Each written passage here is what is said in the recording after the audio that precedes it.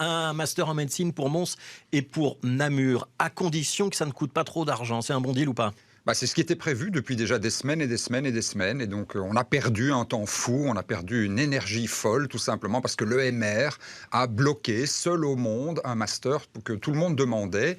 Je comprends que, vu de Bruxelles, ça puisse paraître peut-être un peu abstrait, mais il faut quand même comprendre que dans certains coins de Wallonie, on a des vrais déserts médicaux, dans le Hainaut notamment. Et donc, il y avait une demande depuis très longtemps. Il y a une seule faculté où on enseignait la médecine en Wallonie, c'était à Liège. Ça veut dire que sur une très grande partie de la Wallonie, il n'y en avait pas. Et donc, on manquait de médecins. Ouais. Cette demande, elle était là depuis 10 ans.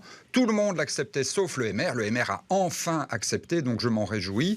Mais quelle énergie et quel temps perdu. Je vais revenir dans un instant sur le blocage politique. Mais c'est vraiment si compliqué que ça pour des Hainuyers de venir étudier, par exemple, à l'ULB à Bruxelles ?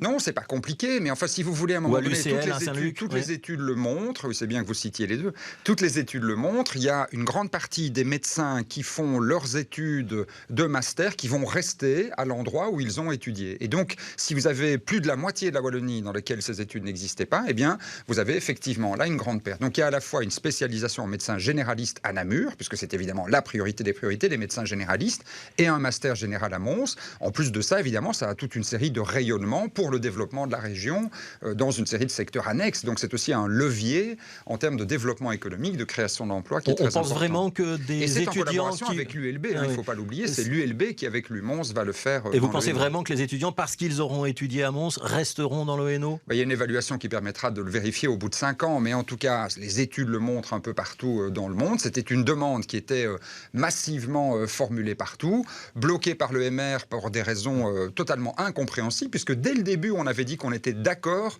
sur le fait que ça ne devait pas avoir de conséquences budgétaires. Maintenant, le MR essaie de faire croire que c'est une grande victoire, mais il y a 3 semaines déjà, c'était proposé dans les discussions. Je voudrais qu'on soit très clair sur ce point-là, parce qu'il y a théoriquement, donc effectivement, l'idée qu'il n'y a pas de financement supplémentaire. Georges Boucher dit on a économisé 450 000 €. C'est faux, ce qu'il raconte alors ?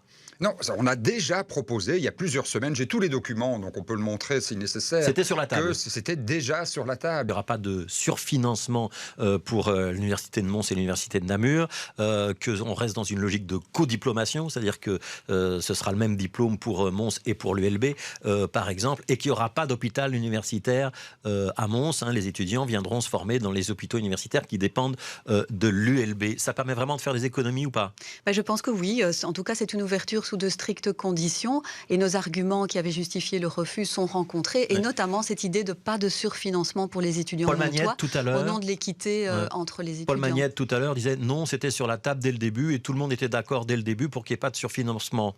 Ça veut dire que c'était une crise pour rien ? Non, c'est pas exact. Il y a eu une évolution dans les discussions à propos de ça, mais ce qui m'intéresse, moi, c'est surtout ce à quoi on aboutit et donc on voit bien qu'ici nous sommes capables au niveau du gouvernement d'avancer pour comprendre nos préoccupations respectives. Et donc, en effet, la bonne gestion de l'impôt du citoyen, c'était quelque chose qui était très important pour nous, oui. Ça veut dire que le projet a évolué par rapport à ce qu'il était il y a un mois ou deux sur la table ? Bien sûr, le projet a évolué, c'est tout à fait clair. Il n'y a plus de surfinancement comme c'était le cas auparavant. Les étudiants étaient financés à Mons à 100%. Ils le seront à 85%. Ça fait une vraie différence ou pas ? Pour tous les étudiants en médecine. Oui, je pense que ça fait une différence aussi au nom de l'équité entre les étudiants de médecine. Ils doivent être financés, avoir un taux d'encadrement similaire entre eux.